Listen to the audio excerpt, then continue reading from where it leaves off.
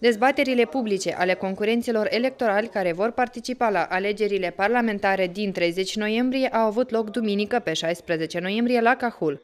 Organizatorul acestora a fost organizația non-guvernamentală Promolex. Formatul dezbaterilor permite participarea concomitentă a 6 concurenți electorali care sunt selectați aleatoriu în mod deschis.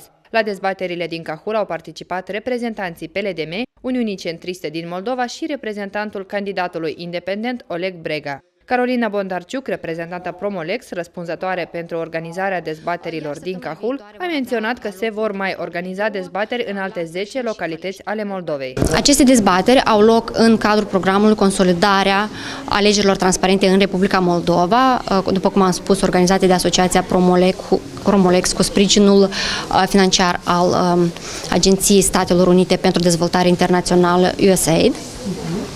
Până la moment, dezbaterea care are loc astăzi este cea de-a 8-a dezbatere.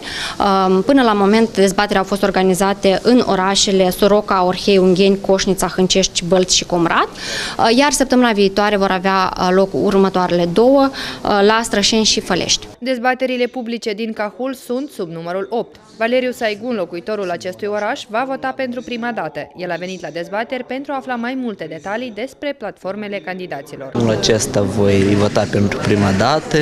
Am venit la Consiliul Raional să particip să văd dezbaterile electorale, să văd ce propun candidații, ce oportunități pe viitor. Doar să fiu prezent și să ascult, mă informez. Vreau să aflu ceva nou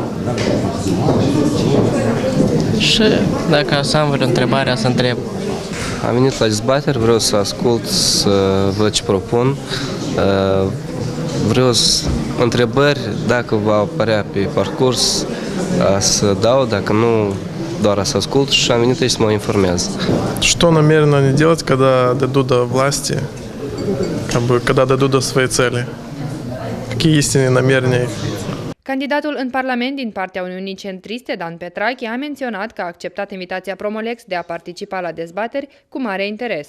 Toate sursele mass media sunt astăzi exagerat de scumpe, de asta suntem foarte bucuroși să ne aflăm aici la Cahul, la invitația Promolex, pentru dezbateri electorale. Țin să mulțumesc pe această cale organizatorilor și vreau ca în viitor să avem mai multe ocazii să ne întâlnim cu cetățenii pentru a discuta problemele lor.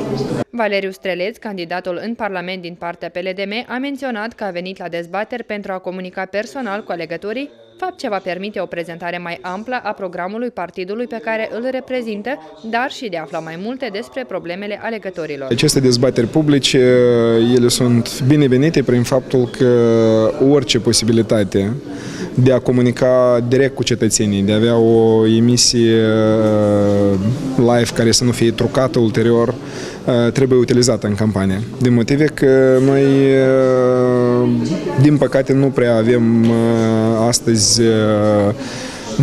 marile canale de televiziune să fie foarte echidistante și obiective. De aceea utilizăm metodele de comunicare directă. Comunicăm direct cu cetățenii în campanie și participăm destul de implicat la asemenea genuri de dezbateri. În cadrul dezbaterilor, cei prezenți în sală au putut adresa întrebări candidaților. În Constituția Republicii Moldova Republica Moldova este considerată stat neutru. Cum credeți, Republica Moldova are nevoie de armată? Ea totuși necesită anumite cheltuieli. Nu-i face să fie mai bărbați, din contra îi umilește și îi inhibă. Credem că armata trebuie de urgentă să treacă la formula de armată prin contract, iar persoanele care vor face armata, cei care vor încheia contract și vor primi salariul pentru asta, vor avea obligația să apere statul, instituțiile statului și mai ales cetățenii în caz de agresiune. Altfel avem o fantomă pentru care investim destui bani, dar care în niciun caz nu cred că ar putea să ne apere în eventualitatea unui conflict. Deci cerem armată profesionistă, în niciun caz ceea ce a fost până acum. Partidul Liberal Democrat din Moldova.